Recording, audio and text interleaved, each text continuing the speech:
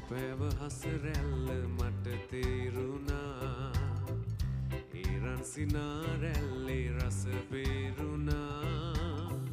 සෙවනැල්ල ලෙස ඉන්න මම දන්නවා ඔය දැත මට දෙන්න මම ගන්නවා සෙවනැල්ල ලෙස ඉන්න මම දන්නවා ඔය දැත මට දෙන්න මම ගන්නවා